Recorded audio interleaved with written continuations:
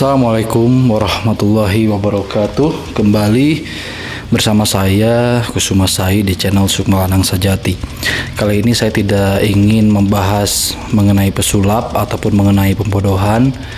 Dan kali ini saya tidak tertarik untuk membahas hal-hal yang sedang menjadi kontroversi di kalangan masyarakat Indonesia. Kali ini juga saya tidak akan mau menjelaskan secara spesifik mengenai ilmu hikmah. Dan juga saya tidak mau mengomentari ataupun membahas hal-hal yang berkaitan dengan perdukunan. Kali ini saya akan membahas mengenai hal yang berkaitan dengan psikologi manusia. Ya, apa yang akan saya bahas? Berbeda dengan video-video yang pernah saya buat yang berkaitan juga dengan psikologi, kali ini saya akan membuat video yang bisa menjadi pisau bermata dua.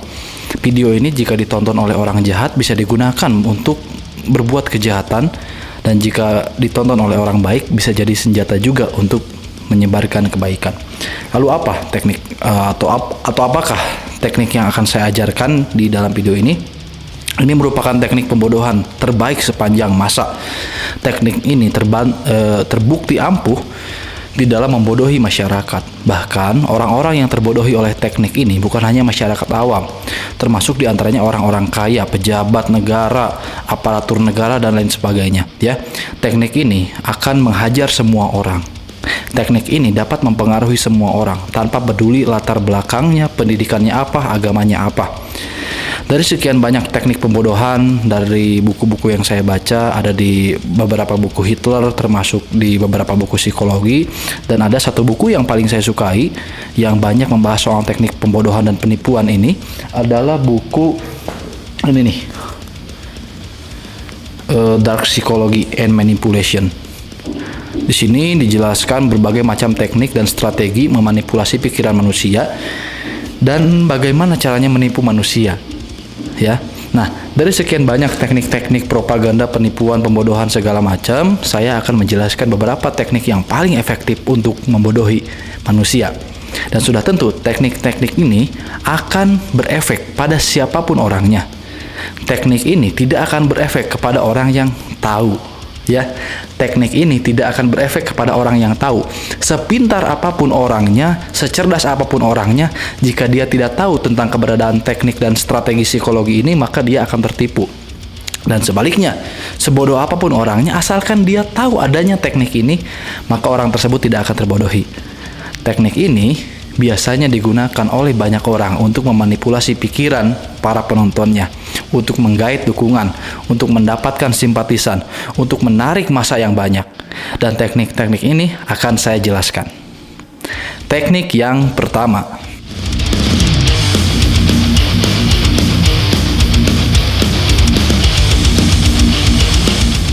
Teknik yang pertama dinamakan dengan absolute dogmatik. Teknik ini adalah teknik dogmatika yang absolut. Ya, maksudnya apa? Seperti misalkan kita hendak melakukan suatu tindakan yang kemungkinan tindakan kita ini menuai pro dan kontra. Nah, bagaimana caranya agar tindakan kita ini lebih banyak mendatangkan pro dibanding kontra? Caranya adalah menerapkan teknik absolute dogmatik. Teknik absolute dogmatik ini adalah selalu mengaitkan sesuatu tindakan kita dengan hal-hal yang besar dan tidak dapat dibantah. Contohnya adalah agama. Ya, jika saya bertindak, berperilaku, membuat video mengatasnamakan agama, saya mengklaim apa yang saya lakukan ini untuk agama, saya mengklaim apa yang saya perbuat ini adalah untuk agama, saya mengklaim tindakan saya ini adalah untuk Tuhan, maka itulah teknik absolute dogmatik. Karena apa? Karena saat kita atau saya mengklaim bahwa perbuatan saya ini sumbernya dari agama, sumbernya dari Tuhan, sumbernya untuk Tuhan, dihadiahkan untuk Tuhan dan agama, maka siapa saja yang melawan gerakan saya, siapa saja yang melawan strategi saya, itu bisa kita labeli sebagai orang yang masuk neraka. Ya, saya misalkan memukul A dengan nama jihad, maka apa yang terjadi? Orang-orang yang bertentangan dengan saya disebut kafir, ya, dan itu sudah terjadi, ya. Itulah yang digunakan oleh para teroris untuk membumikan jihad. Bom bunuh diri dikatakan jihad. Tujuannya untuk apa? Tujuannya untuk menarik simpati masyarakat. untuk menarik simpati orang-orang bodoh, sehingga orang-orang bodoh akan mudah memberikan nyawanya untuk agama dengan embel-embel agama.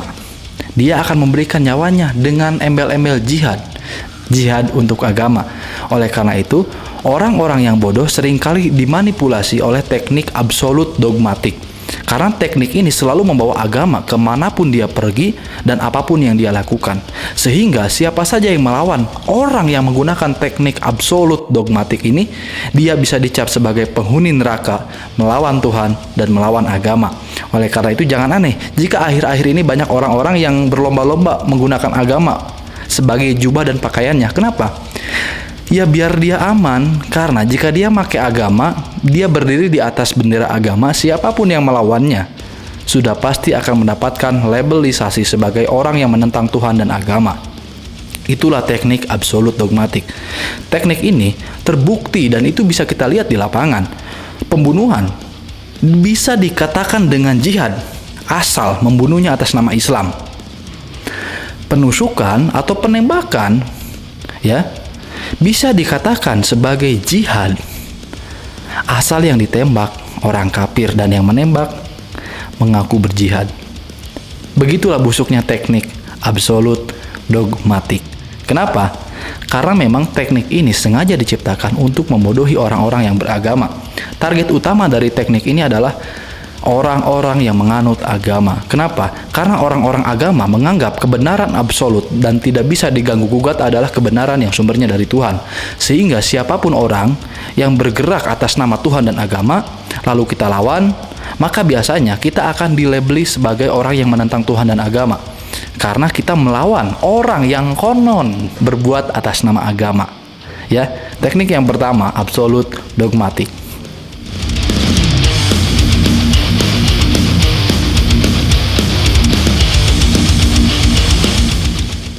Teknik yang kedua, hasty generalization atau overgeneralization.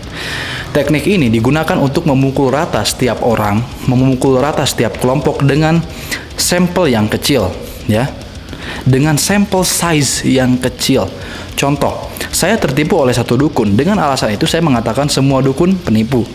Saya ditipu oleh satu pesulap dengan alasan dengan alasan penipuan tersebut, maka saya mengatakan semua pesulap penipu.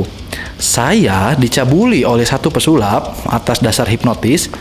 Dengan alasan tersebut saya mengatakan seluruh pesulap cabul. Nah, contoh-contoh tadi merupakan contoh-contoh teknik hasty generalization atau overgeneralization.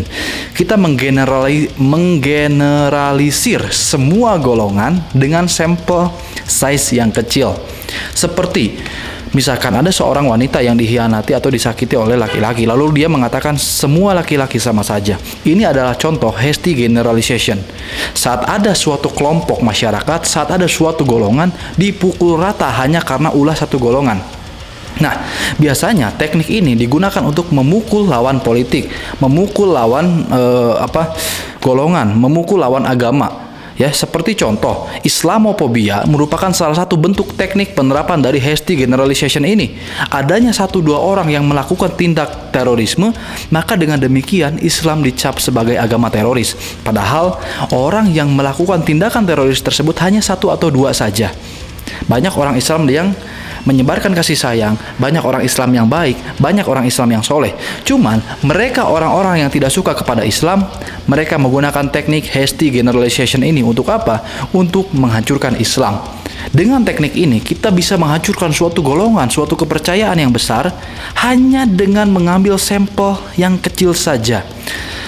1000 orang di golongan bisa dihancurkan hanya dengan ulah satu perbuatannya. Seperti contoh, instansi kepolisian bisa hancur hanya dengan ulah salah satu jenderalnya yang melakukan tindak pidana pembunuhan. Itulah contoh hasty generalization. Teknik ini digunakan untuk menghancurkan suatu golongan atau kepercayaan yang besar. Dan jika kita melawan suatu golongan atau kepercayaan mayoritas, umumnya kita akan melawan atau kita akan mendapatkan perlawanan yang sangat sengit dari golongan mayoritas tersebut. Oleh karena itu, sebagai alasan untuk melakukan penekanan terhadap golongan yang banyak, kita harus menerapkan teknik hasty generalization ini atau overgeneralization. Kenapa? Karena kita sadar, jika kita melawan sistem kepercayaan yang begitu besar, kita akan sulit objektif dalam menilainya. Di dalam satu kelas yang jumlahnya 50 orang saja ada yang nakal. Bayangkan jika di dunia perdukunan yang banyak dukun, yang banyak ahli hikmah, yang banyak kiai di sana, lalu apakah iya di suatu circle perdukunan yang begitu besar, apakah iya semuanya pembohong? Tidak. Tentu yang pembohong hanya satu atau dua, ya. Oleh karena itu, 1 dan 2 pembohong ini diambil sebagai sampel untuk menghajar golongan yang besar, ya. Orang yang mengamalkan ilmu hikmah lalu dia berlaku cabul, orang ini diambil untuk melabeli ilmu hikmah adalah ilmu cabul, ya. Oleh karena itu, gerakan-gerakan yang dilakukan akhir-akhir ini oleh salah seorang pesulap sebenarnya dia bukan ingin melawan dukun-dukun. Sebenarnya dia ingin menghancurkan suatu sistem kepercayaan masyarakat Indonesia tentang doa, ya, tentang subuk, tentang ruwatan, tentang pengobatan, tentang doa para kiai, tentang doa para ulama, tentang hijib-hijib, tentang doa-doa yang bisa membantu hajat. Nah, pemahaman ini yang ingin dia serang sebenarnya, bukan dukun-dukun. Cuman dia menggunakan teknik hasty generalization ini untuk apa? Ya, untuk membantai pemahaman yang besar. Dia ingin menghilangkan aswaja, dia ingin menyerang aswaja secara umumnya, dia ingin menyerang orang-orang NU yang senang didoakan, senang subukan. Caranya bagaimana? Ya caranya ambillah satu contoh yang kecil dari oknum-oknum tersebut. Seperti ada satu orang, misalkan kita ingin menyerang kelas sebelah, misalkan kita kelas A, ya. Kelas yang akan kita serang itu adalah kelas B. Nah, kita cari satu orang yang buruk dari kelas B ini. Ada satu orang pencuri dari kelas B. Nah, maka atas dasar orang tersebut kita bisa melabeli atau memberikan cap bahwa kelas B adalah pencuri. Padahal tidak semua kelas B pencuri. Yang pencuri hanya satu orang, tapi orang-orang di kelas A ini mereka licik, mereka menggunakan teknik hasty generalization untuk menghancurkan kelas B. Padahal mayoritas dari kelas B adalah orang-orang baik. Namun, karena memang orang-orang di kelas A ini memiliki niat busuk, mereka hanya mengambil sampel yang kecil saja untuk menjatuhkan kelas B. Itulah teknik yang kedua, atau teknik over generalization, atau generalisir, atau memukul rata semua golongan, hanya karena ulah satu saja oknum di golongan tersebut.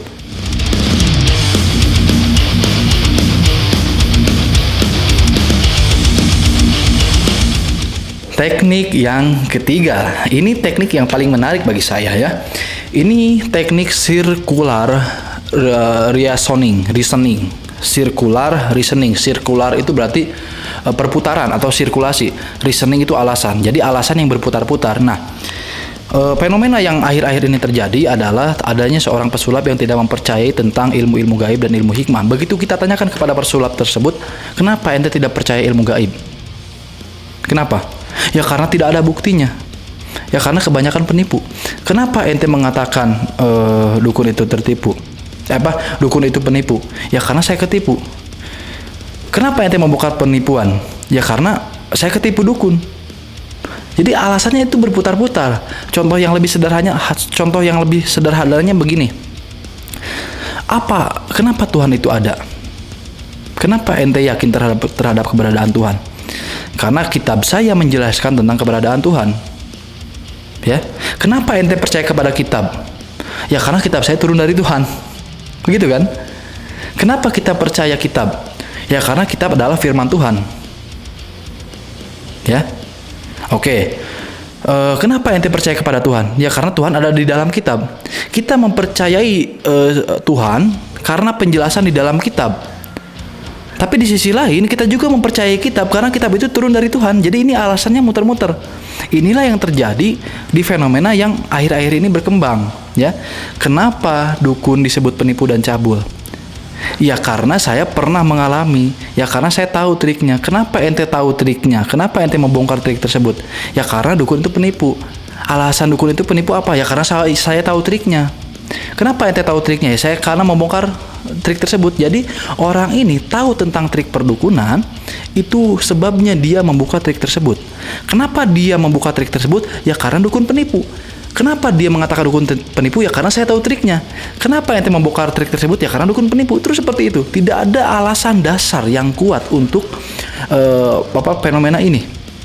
Itulah yang dinamakan sebagai circular reasoning. Adanya alasan yang berputar-putar di situ saja. Ya. Nah, kita harus paham kenapa orang ini menciptakan circular reasoning. Kenapa?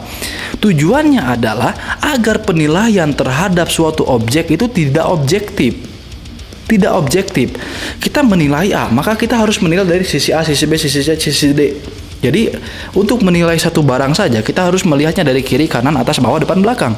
Nah, dengan teknik circular reasoning ini, kita ditekan atau diarahkan untuk menilai suatu objek hanya dari depan, hanya dari satu arah saja. Itulah liciknya orang-orang yang menggunakan teknik circular reasoning. Lanjut ke teknik keempat.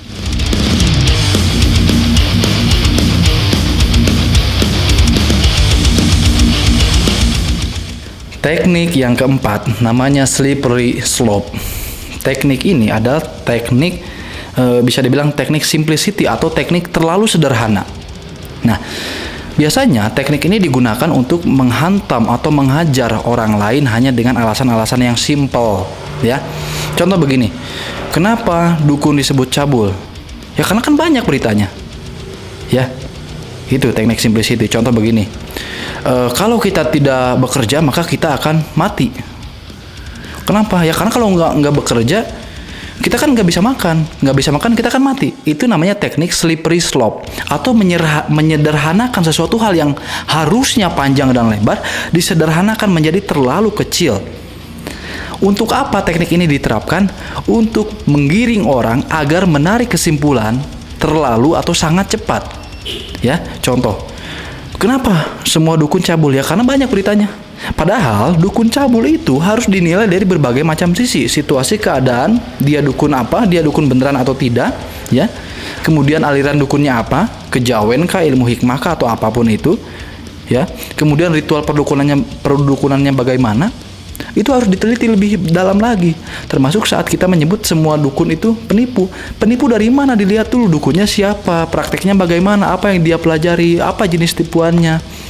Ya, pemahamannya seperti apa itu harus dipelajari secara mendetail untuk mengambil suatu kesimpulan. Begitu. Nah, teknik slippery slope ini digunakan agar orang-orang awam yang tidak paham itu segera mengambil kesimpulan hanya dengan deretan susunan strategi yang simpel saja. Seperti tadi, kalau nggak kerja mati. Kan terlalu simpel, padahal untuk mati itu kan meskipun kita nggak kerja kita bisa numpang, kita bisa minta makanan gitu kan, kita bisa ibaratnya jadi babu sekalipun gitu, kita bisa bantu-bantu teman kita atau kita bisa minta makan ke warteg, kan tidak langsung mati begitu kita tidak kerja ya kan, atau malah kita bisa tidur. Nah, teknik slippery slope ini adalah untuk menyederhanakan sesuatu hal agar orang atau lawan bicaranya itu mengambil kesimpulan dalam waktu yang cepat. Karena pengambilan kesimpulan dalam waktu yang cepat ini, akhirnya timbullah yang namanya miskonsepsi. Seperti itu juga yang dilakukan seorang pesulap. Dia mengatakan kalau pelarisan itu ada, saya akan jual cilok 100.000. Ini namanya teknik slippery slope. Kenapa? Karena dia mencoba menyederhanakan yang sesuatu hal yang harusnya sistematis. Sesuatu hal yang harusnya sistematis, panjang, lebar, gamblang, dia sederhanakan menjadi kecil. Agar apa? Agar penontonnya mengambil kesimpulan dalam waktu yang cepat. Kesimpulan yang diambil penontonnya apa? Penglaris itu tidak ada. Itu kesimpulan yang dia cari. Padahal, contoh misalkan nih, saya bisa membalik itu, ya, saya bisa membalik itu. Seperti misalkan, kalau memang kalau memang Tuhan itu ada, harusnya kita tidak akan tersiksa begini. Harusnya Palestina tidak akan terjajah, ya. Harusnya Israel tidak menguasai dunia. Harusnya orang jahat tidak menguasai. Nah, itu teknik slippery slope. Padahal kenapa orang jahat bisa menguasai dunia? Kenapa Israel menguasai dunia? Kenapa Amerika menguasai dunia? Itu kan ada sistematisnya. Dilihat sistem takdirnya bagaimana, penjelasan dalilnya bagaimana, perincian kejadiannya gimana, digabungkan lagi dengan dalil-dalil akhir zaman, digabungkan lagi dengan teori-teori akhir zaman. Itu sangat kompleks. Tujuannya apa saya berbicara begitu? Kalau Tuhan itu ada, kalau Allah itu ada, kenapa Palestina dijajah? Tujuan saya mau ngomong itu apa? Coba. Agar Anda sebagai penonton saya menyimpulkan secara cepat bahwa Tuhan itu tidak ada. Nah, orang ini pun begitu. Dia mengatakan kalau memang pelarisan itu ada, saya akan jual cilok 100.000-an. Ini slippery slope namanya. Tujuannya apa? Biar orang yang mendengarkan ucapan itu langsung mengambil kesimpulan bahwa pengelarisan itu tidak ada. Inilah liciknya pesulap ini. Dan kelicikan dia tidak diketahui banyak orang. Karena mayoritas orang-orang yang menonton channel dia, konten dia orang-orang bodoh, orang-orang awam. Bodoh di sini bukan bodoh tolol ya. Maksudnya bodoh itu tidak paham tentang apa yang sedang dia lakukan. Karena apa? Karena banyak orang-orang yang pendidikannya tinggi, orang-orang yang cerdas menjadi pengikut dia juga. Padahal apa? Padahal dia tidak pintar-pintar amat, dia sedang menerapkan strategi untuk menggait massa. Gitu ya. Teknik berikutnya.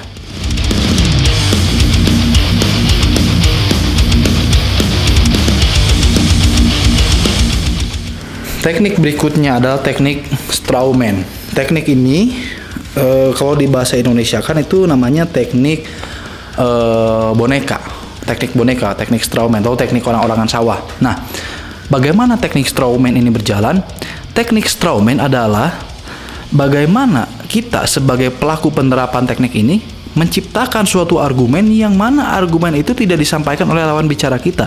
Jadi kita menciptakan argumen bayangan seakan-akan argumen tersebut dikeluarkan oleh lawan bicara kita atau lawan debat kita. Contoh teknik strawman begini. Contoh teknik strawman ya. Ada seseorang yang punya anak ya. Kemudian pasangan suami istri ini cerai. Si anak ini dibawa oleh ayahnya. Misalkan ya, anak ini dibawa oleh ayahnya. Lalu sang ayah lebih memilih memasukkan anaknya kuliah daripada ke pesantren. Lalu si ibunya ngomong, "Anak saya lebih dimasukkan ke kuliah, bukannya ke pesantren. Itu biar apa? Biar ilmu agamanya tidak begini, biar tidak begitu. Biar anaknya bodoh, biar anaknya gelap dalam ilmu agama, biar anaknya menjadi ahli maksiat." Nah, argumen biar anaknya bodoh dalam ilmu agama, biar anaknya jadi ahli maksiat itu adalah argumen yang diciptakan oleh si ibu untuk menyerang si ayah. Padahal si ayah tidak menyampaikan argumen itu. Jadi begitu si ibu menyerang argumen yang dia ciptakan sendiri, yang soal pesantren tadi ya, orang-orang yang melihat seakan-akan argumen si ibu ini benar, seakan-akan si ibu ini menang, gitu loh. Seakan-akan si ibu ini menang. Contohnya misalkan di dalam kasus pesulap ini ya, kalau memang pelarisan itu ada, seharusnya dukun-dukun sudah pada kaya misalkan ya. Nah, mereka kan tidak memakai pelarisannya, mereka kebanyakan jualan dan menipu ilmu misalkan ya. Mereka tidak wirid pelarisan, mereka kebanyakan menipu misalkan. Nah, padahal tidak semua dukun menipu, ya. Argumen itu diciptakan oleh dia sendiri untuk menggambarkan seakan-akan para dukun itu begitu. Dia akan menyerang argumen itu terus-menerus. Sehingga begitu dia menyerang argumen itu terus-menerus, dukun ini tidak melawan. Kenapa dukun ini tidak melawan? Ya karena argumen itu bukan keluar dari si dukun, tapi dia ciptakan sendiri. Gitu loh, seperti ayah yang memasukkan anaknya kuliah daripada ke pesantren. Lalu si ibunya ngomong, lebih memilih anak dimasukkan ke kuliah, itu artinya kamu pengen anak jadi ahli maksiat daripada ahli agama. Pengen anak jadi ahli maksiat daripada ahli agama itu adalah argumen yang diciptakan oleh si ibu. Biar apa? Biar si ayah ini image-nya jatuh. Dengan demikian si ibu akan menyerang di sini. Ibu-ibu ini akan menyerang ayah ini ingin anaknya jadi ahli maksiat, terus aja di sini diserang. Si ayah tidak melawan. Kenapa si ayah tidak melawan? Ya karena argumen ini tidak muncul dari dia. Si ibu akan menyerang terus argumen ini, dan para penonton akan melihat seakan-akan si ibu benar. Karena apa? Ya karena si ibu menyerang argumen bayangan. Argumen bayangan itu diciptakan oleh si ibu. Orang-orang dan para penonton yang melihat kejadian ini, mereka berpikir seakan-akan argumen itu adalah argumen yang keluar dari si ayah. Itulah teknik strawman gitu ya. Seperti misalkan saya berdebat dengan Anda dalam urusan kamera ya, misalkan nih kita ini berdua bekerja di perusahaan televisi misalkan. Lalu saya ngomong, ini beli kamera harga 200 juta. Lalu Anda berkata kepada saya, jangan yang 200 juta, udah yang 100 juta aja. Ya. Terus saya ngomong kepada bos saya, itu si orang ini misalkan nama Anda itu Andre misalkan ya. Anda Andre, saya Kusuma. Saya Kusuma bilang mending beli kamera yang 200 juta. Anda Andre bilang kepada saya, udah yang 100 juta aja. bilang begitu. Lalu saya ngomong ke bos saya, bos, itu si Andre nyuruh beli kamera yang 100 juta. Ini si Andre pengen reputasi kita di dunia pertelevisian hancur karena kualitas kamera yang buruk. Padahal si Andre tidak ngomong begitu. Padahal si Andre tidak ingin reputasi perusahaan televisi yang tempat saya bekerja ini hancur. Dia mengatakan beli kamera yang 100 juta itu ya biar irit biaya.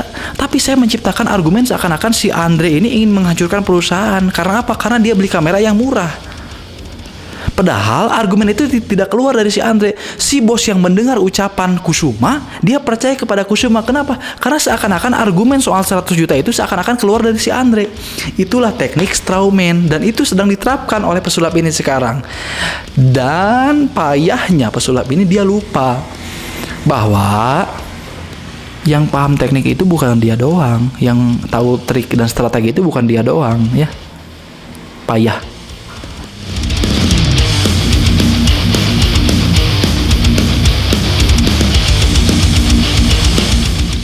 Teknik berikutnya adalah ad hominem. Ad hominem ini adalah teknik penyerangan pribadi. Teknik penyerangan pribadi. Itu pernah saya alami pada saat melawan praktisi ruqyah abal-abal. Di situ kita berdiskusi soal pembuktian ruqyah, ya kan? Kita berdiskusi soal pembuktian ruqyah. Namun mereka menyerang saya secara pribadi dengan cara mengancam saya akan dilaporkan. Itu adalah teknik ad hominem.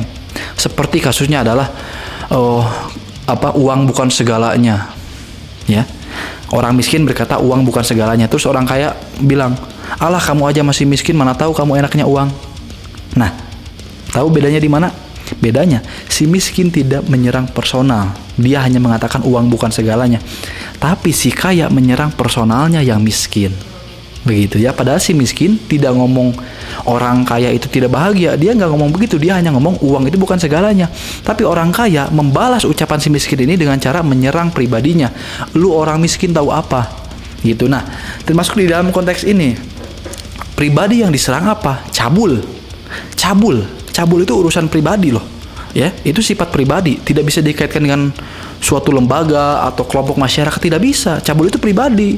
Nah, dia menyerang sesuatu hal yang bersifat pribadi untuk mendiskreditkan suatu golongan. Dukun kalau nggak cabul ya penipu.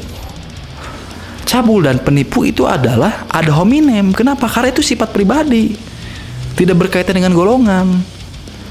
Begitu ya. Nah, itu namanya ad hominem. Seperti Anda mengatakan kepada saya, Allah percuma sakti. Misalkan, Allah percuma sakti kalau nggak bahagia. Terus saya balik ngomong kepada Anda, lu orang miskin tahu apa? Saya menyerang personal Anda kan, tapi Anda tidak menyerang personal saya, gitu. Jadi ad hominem ini cara untuk menyerang personalnya secara khusus. Tujuannya apa? Tujuannya adalah memberikan image seakan-akan seluruh personal yang ada di satu golongan itu sifatnya begitu semua. Itulah teknik ad hominem.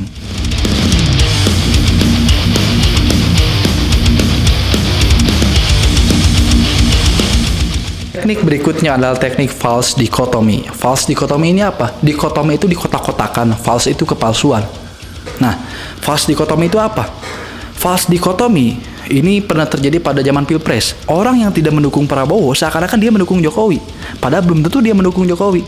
Nah, begitupun false dichotomy tengah diterapkan oleh pesulap ini, kelompoknya, orang-orangnya, dan teman-temannya. Kenapa saya mengatakan begitu? Nah, saya yang melawan pesulap ini seakan-akan saya orangnya Samsudin, padahal saya pun bukan orangnya Samsudin, dan saya pun meyakini bahwa Samsudin itu melakukan berbagai macam trik-trik. Saya meyakini bahwa Samsudin menerapkan trik. Saya meyakini keris petir itu trik. Saya meyakini satet-satet yang keluar dari kelapa itu trik. Itu keyakinan saya pribadi. Tapi saya menyerang si pesulap ini karena pesulap ini juga keliru. Cuman adanya teknik false dikotomi di sini yang diterapkan, sehingga saya yang menyerang pesulap ini seakan-akan saya pun mendukung Samsudin. Padahal saya tidak mendukung keduanya. Saya berbicara untuk diri saya sendiri, mewakili padepokan saya sendiri, bukan untuk Samsudin.